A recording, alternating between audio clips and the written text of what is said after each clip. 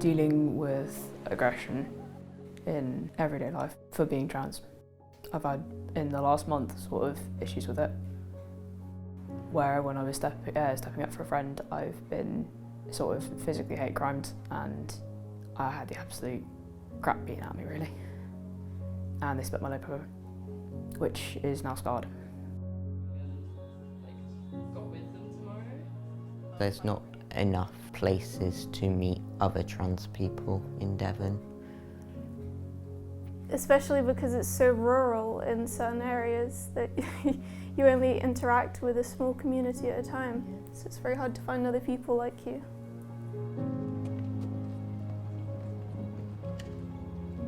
Something that definitely gets left out of the conversation is trans youth ourselves.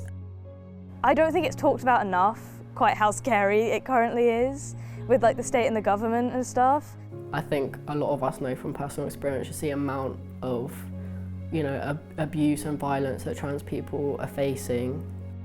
I've had friends who have come and stayed at mine for a night, and I've had to watch them struggle with will I get kicked out if I come out? I've had to support them through that, and I know that can be really hard.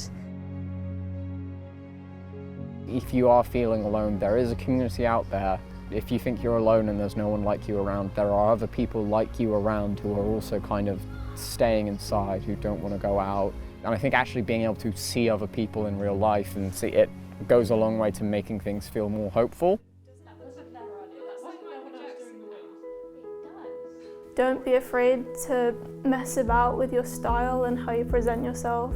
The only thing that you can get out of that is a better understanding of who you are.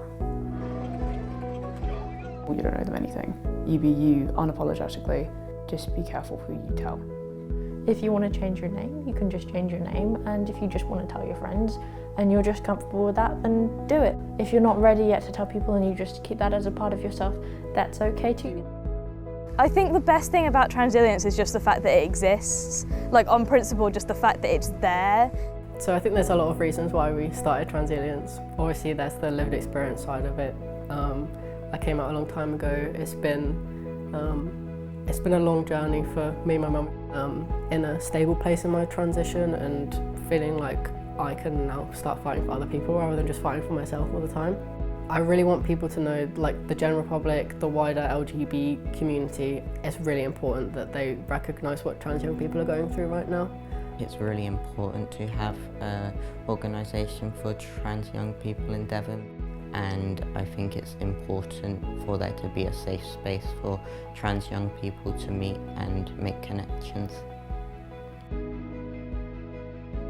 Having an organisation definitely makes me feel a lot more supported. It gives me more hope that I can meet other people and help them, have them help me, just share experiences. I think the overall aim of Transilience is just to improve the lives of trans young people, and we recognise that that takes so much change. Certain things on a kind of national political level that we don't have a lot of control over, but some things that we do, and we're kind of in the process of working with our youth advisory board to identify those things that are the most urgent, and the most urgent in this area specifically. So we really want to be a beacon of light to parents to come and ask us all the awkward questions that they don't feel that they can ask their young person, so that we can, with understanding, talk to them about what their young person's experiencing and give them some advice and some tips and support for themselves as well, to recognise that it is a challenging time. Before Transilience, I didn't know of any support in North Devon at all. It's been everything for Elliot, my son, and it's been everything for me because I've not had any contact with anyone else who's been through anything like this. So it feels quite lonely. You don't always know if you're doing the best thing to support your children because you don't really know what you're doing. So having somebody who's been through that has been massive. Do your best to support them, because if they might be struggling more than you know. Honestly, if it's making someone happy, then what matters more to you? Tradition, or seeing someone that you love be happy and embrace who they are? Just be kind. It doesn't hurt to be kind. It doesn't cost anything. it doesn't take away from your day, all it does is add to someone else's.